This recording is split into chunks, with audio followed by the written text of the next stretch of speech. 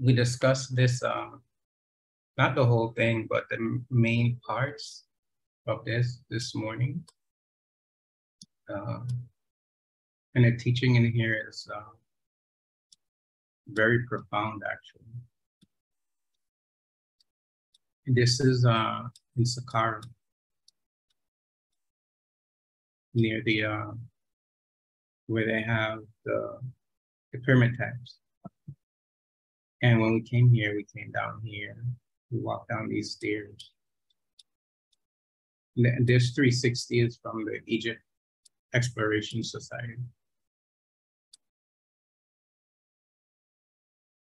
Then you enter into here. And the reason I visited this place, and then afterwards, a couple months later, someone asked me a question out of the blue about it. And I'll show you what they asked me.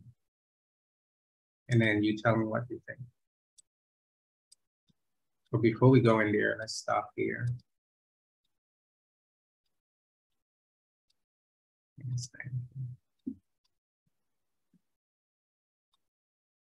And these are two male figures. And they this gesture reminds me of relationships with my own spiritual teachers. He's out there, he's holding his thumb. He's sort of holding hands. And I remember once me and one of my spiritual teachers were in devotion, and the singing was a great feeling and great devotion, glory devotion. And we sort of held hands very gently, one to the other. He was a male teacher. And I had another male teacher, a separate one. I remember one day I was sitting down doing something, and with the gentleness and the compassion with which he rubbed my back, we were talking about something, he just rubbed my back. It was very, very caring. But then people come here and they see things like this and they have different ideas. But what's interesting about this one is that they have two little youths with them, boys. And you can see the side lock of the boy. And he's, not wearing any kilt or anything. And it says here, Sa'eh, Su, with the Shepses. Is that his son? So this boy is his son, but not in the, not a biological son. In the Hermetic text, there is a scripture related to Jehuti, and Jehuti speaks the spiritual teachings to his son. Son is Tat, and he has another son, Imhotep, and he talks to them the spiritual teaching. And that's what they mean. They mean actually a relationship between the teacher, who is the father, and the student, who is the son. It's not a biological son. He says that he will become purified by the divine shaping him into a noble. That's what this says. So he's coming here to be shaped into a noble, by the will and the energy of the divine. And so he's sort of an apprentice in this specific spiritual practice of dissolving the opposites within himself. And then when the boys get old enough, when they grow up, this one, he's also going through the similar process, but in a slightly different way. But it reaches to the same destination.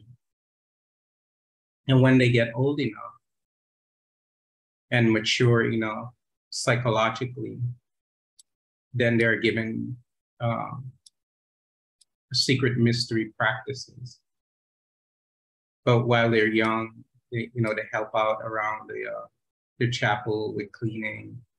They receive instruction and guidance and preliminary practices, meditation practices, until they reach sufficient maturity to do a serious practice. And I'm going to show you that others saw this morning. And so if you walk through here, here, this is an interesting inscription as well. The Erd Sultan Sab Rahim. He said he's the great father, who is the royal, who is dignified, the dignified priest. And Ser means like an elder or an advanced personality, someone who is highly attained in spiritual realization of the divine. He said, so purification. And you can see here, the boy is holding the staff that he is holding, which means he's in the posture of the Ser, the one who is highly attained. So he's learning that path. He's gleaning that process to that realization. So he's being led, he's being directed, he's being taught the way of the Ser. So these two boys are in spiritual training. You can see they're very young.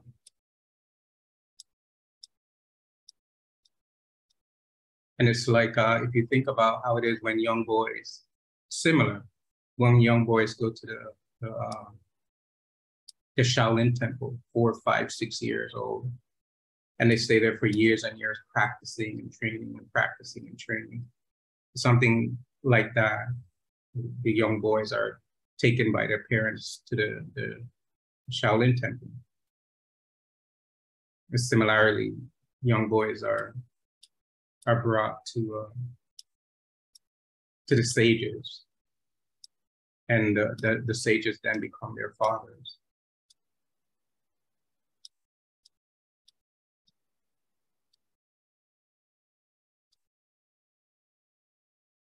And if you go through here,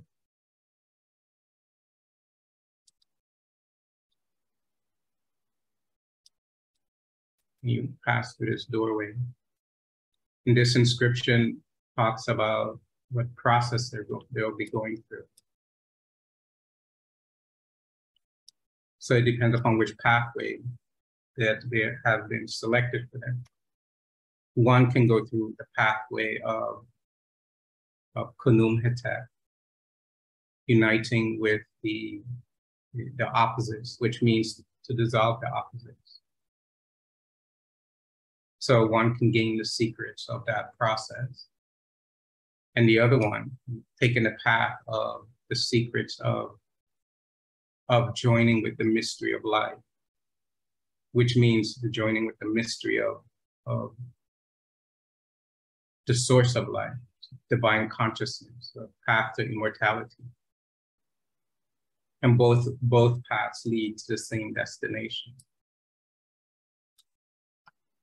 And it tells them here, Khunum Ankh, Khunum Hotep, joining with the mystery of life, joining with the mystery of the union of opposites. And then when they get in here, and this is among some of my Brazilian students, this was a point of controversy that they were faced with, and then, had a hard time defending. So they asked me the question. And you can see here, so now the young boys that become trained and reared up. And now they come here to this area to learn the mystery of what is told outside that they'll be getting into. So they come here and they learn the mystery of on this side. This is the one who is the joining with the opposites, the Khunum Hotep. Now on the other side is the one of the joining of the opposites, or joining with the mystery of life. And here it tells, on this side, it tells that the wisdom of the union with the mystery of life has been attained by him. And on the other side,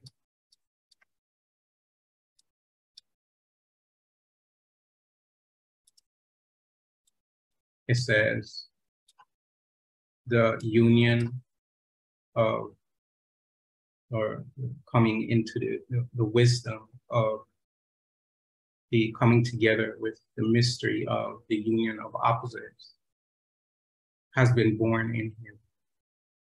So they both have reached a good place in the practice, in the process, in the initiatory process.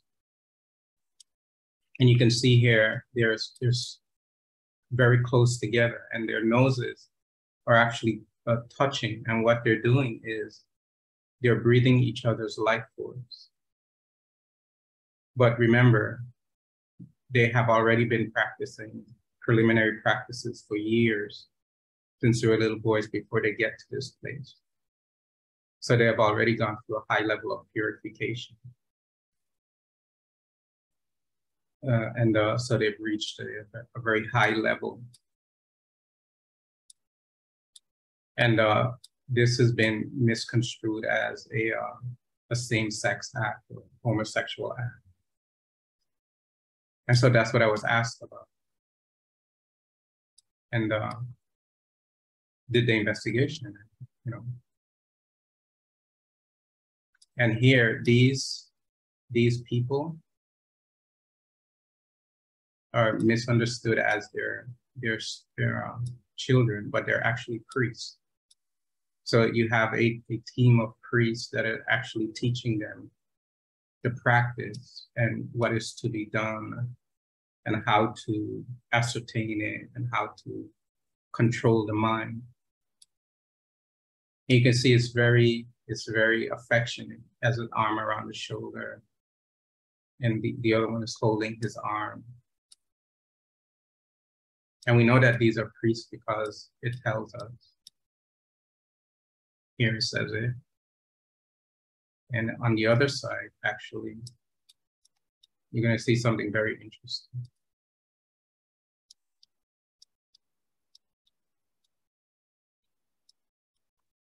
So he's a priest, says it here. So these are priests that are teaching them, helping them. This personality is a priestess. It says it here, Hemet. So the male priests are Hem, and the female priestesses are Hemet. And you can see her long hair, her breasts, is definitely a female. So it was a practice that the boys were doing, but women can do the same practice too. That's the point. So this lady is she's no slouch, she's no joke. And if he's a priest and she's a priestess, been knocked out here, then you surmise that he's a priest as well. And these people are priests. On the bottom, you have a young personality. It looks like a young girl. This is a young girl. You can tell by the hair and comparing it to other depictions of young girls in other places. And see, this is a woman. You can tell by the dress. was short here.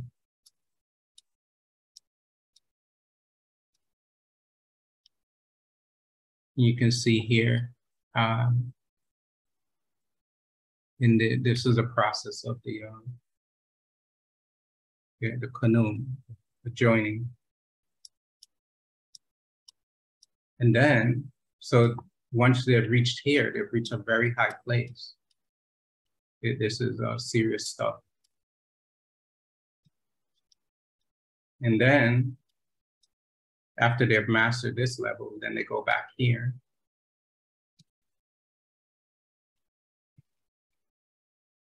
And this is where they meet the divine. In the other room that we just came from, all of that is preparation. Can you see they had a slew of priests behind them, etc. Over here, they're pretty much on their own on this wall.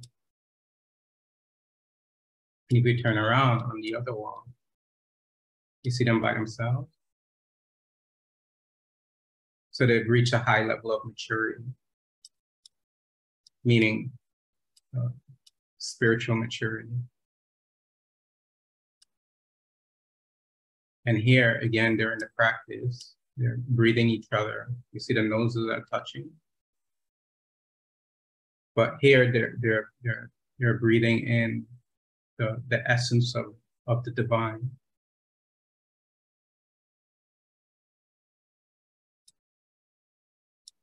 And here it tells us that,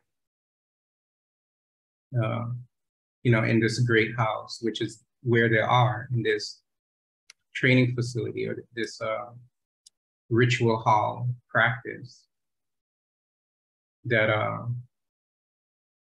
where the polishing has taken place, the polishing of the personality.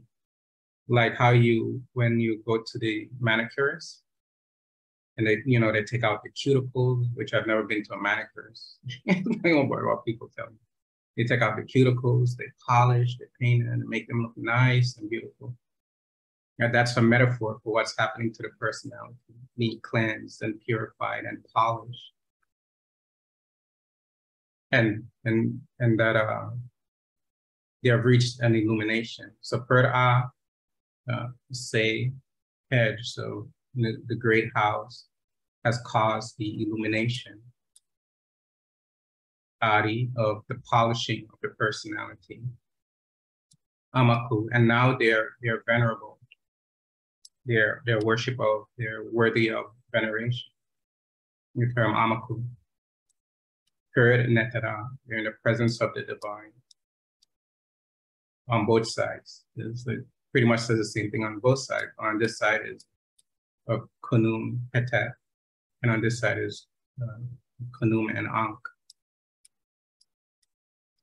So you can see they're going a slightly different process, but it's still leading to the same destination. So they're unifying those two processes within themselves, identifying it within the other, and unifying it within the other.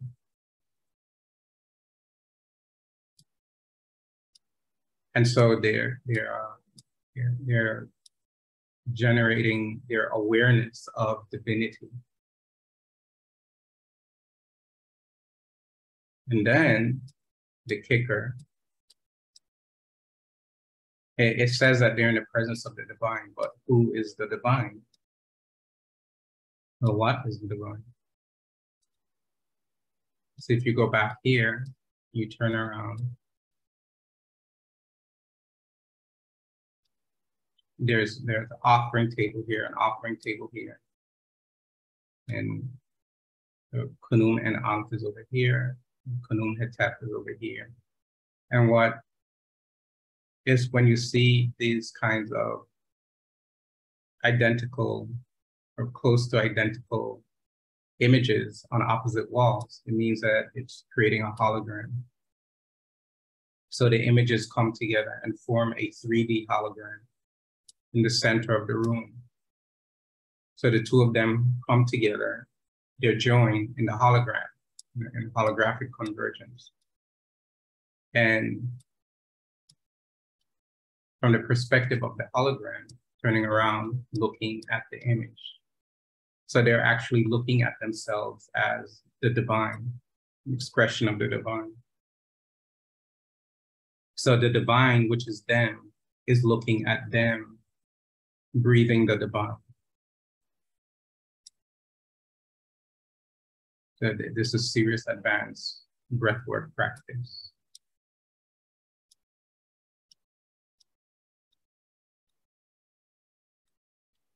And it would take years and years to get to this level of learning, of deep purification, of purifying the mind, purifying the life forces, purifying the soul, and controlling the mind, profound control of mind.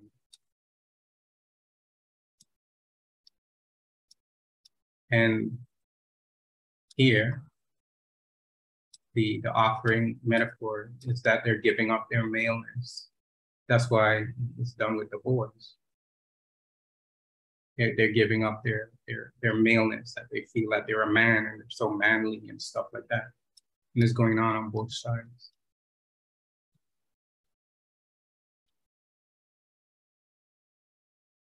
Going on both sides. So they're both giving up their maleness. And what is being revealed beyond that is divinity.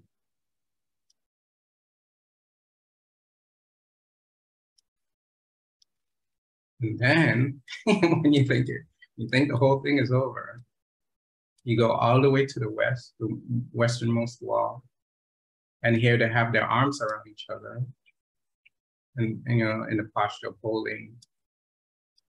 But they're not breathing anymore. There's a sustained awareness that has gone beyond any breathing process. And what is being said here is that the royal, who has been polished and cleansed, and all the little cuticles of egoism and pride and all that has been plucked out. All of the little grit under the nails have been plucked out. And therefore you become illuminated. And that illumination has caused a deeper cleansing. And because of that, he is offering love, giving love to, presenting love to the divine, which is he. So this personality is looking at this personality as the divine. And it's the same process from the other way. So he's looking him as the divine, and he's looking at him as the divine. So all they're ascertaining is divinity and nothing else. So it's a complete effacement of the ego.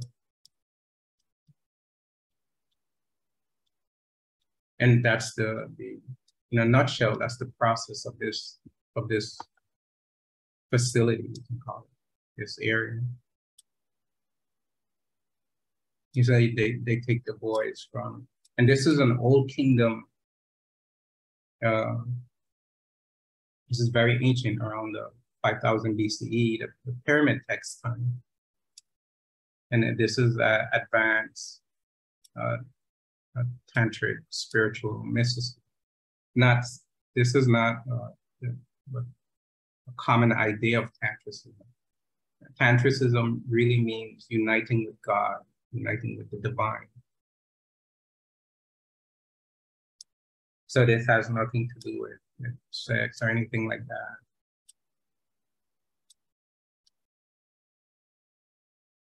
And so when you find things like this, when the universe propels you, right? Someone asking a question, you bask in the glory of the teaching.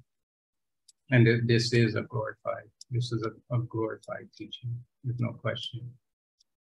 This is on par with anything. This is very high, very masterful, very, very, very high, very advanced. So that's it. Okay, do it for listening. And any impressions before we move on?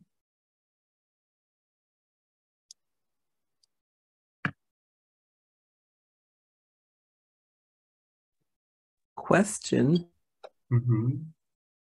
Giving up their masculinity, what I didn't see that in that scene. I didn't understand how that was shown. Could you go over that, please? Hotep. You mean the giving up of the male gender? Knee, if that's what you said. Knee. Oh, okay. So here, you see, these are a slew of priests, and this is a metaphoric scene. There's no one in this room slaughtering bulls. These are bulls. You see, you can see the head here, and they're tied, their legs are tied. Like how you would tie a bull if you were actually slaughtering it, at least in those times. And they're cutting off the foreleg to make a chepish. And so they're arresting the bull there. And what that relates to is arresting your maleness, your concept of yourself as a male gender. Because if you hold on to your gender, you can't realize the divine, because the divine is genderless. And that's beyond androgyny. The divine is beyond any and all concepts, because it's beyond the mind. Anything that is beyond the mind cannot be polarized in any way. So this personality is giving up the maleness, the complete maleness. The maleness, the bull represents male, and the geese represent female. And so he's giving up the maleness because he's in a male gender. And this is a practice for the boys. But obviously we've seen your priestesses that have mastered this practice as well. So he's giving up the maleness. He's offering that up. He's giving that to the divine, so something higher can be revealed. So it's a slaughtering of the ego mind that is tied to gender. He's doing it on this side. So if he gives up his maleness, then what is left? Soul is left, spirit is left, spirit, soul. And it's being done on the opposite side.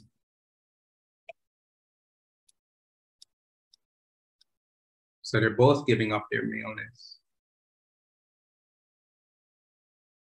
and giving that to the divine. And then what's revealed is the spirit. And since they've both given up their maleness, now they can have a union, because they are not opposites.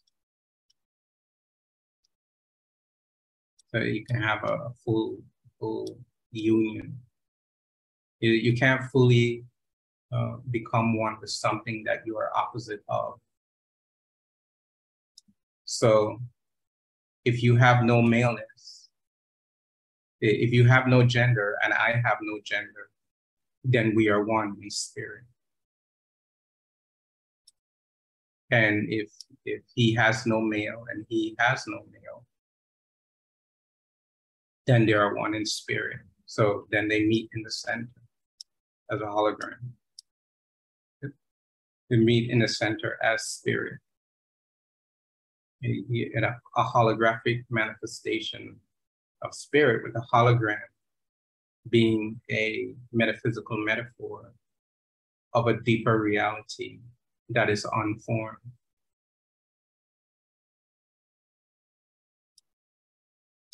Dua. Hotep.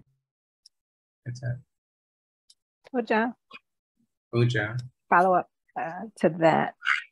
Have you ever seen any images? So we've seen, and on our last trip, we saw images, and you showed it this morning, of like the royal personality standing with noses touching. to an initiate, to God, like Sebek was in the Temple of Kamombo. We've seen the image in the Kemetic Diet book of the goddess Sekhmet with her nose touching the nose of, an initiate or royal personality. Yes, that's a very high image. And so I'm wondering, have you ever seen two females with noses sort of touching towards each other? And I'm wondering, even if the choice of two male initiates, just symbolizing the maleness, has significance, sort of what is the significance in terms of the spiritual, the metaphorical symbolism of the maleness and the maleness, sort of coming together versus, it being male and female, which, typically from a practical standpoint, male and female coming together, is procreation, from the worldly perspective. So any thoughts on that? That's a very good question. So what I think is happening here is that this is a development. We showed the clip from the Joseph Campbell video where the men go through their initiation ritual. And I think this is something along those lines. That this is a practice for the boys. But obviously, the girls can do it too. So the boys would be together during the initiatory process, and therefore they would be engaging in the practice together. Right, exactly. That makes sense. Mm-hmm. Very simple, answer that makes sense. But since in ancient Egypt, women, in ancient Egypt, there wasn't this idea of a man and woman dichotomy in society like there is today. So you'll find, like in a Heteru temple, you find male priests to the female divinity and the male priests participating in the female priest's rituals. Similarly here, we've shown where you have the female priests who are actually helping and training the boys that, have become young men and more mature, training them in the practice of divine insight. We can make that inference from the panel.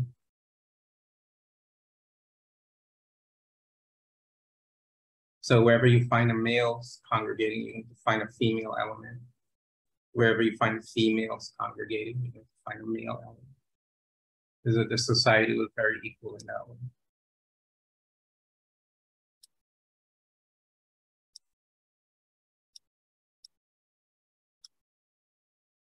And you asked another question about, the first question was, have you seen women?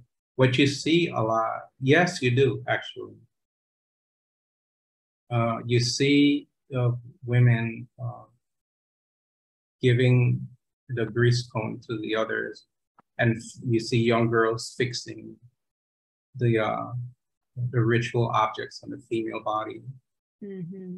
And you actually see Nefertiti with her daughter very close. Their face, actually their lips are touching and the noses are touching.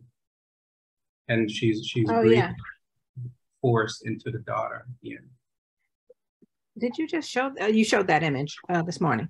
Yes, I did show that image. Mm-hmm. Interesting, that's a maternal image with a child. So yeah, it's very interesting. Yeah, but you have the paternal image here too. Just on the very first panel that we looked at, you have the Hierophant, the priest, saying that this is the son. Mm-hmm. He's the new initiate coming into the awareness of the divine. Mm-hmm. Okay. So, and dua for you for being aware and understanding the teaching, and for you for for you all for asking good questions and reflecting on it, even if you don't answer questions, and just being a part of the program. Very much appreciated.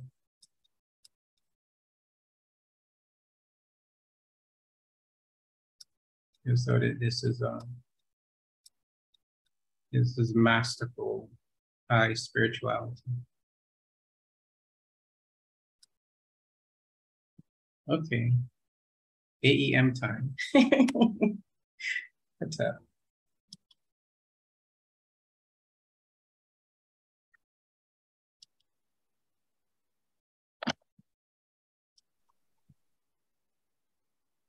Okay, so hold one moment, I'll be right with you.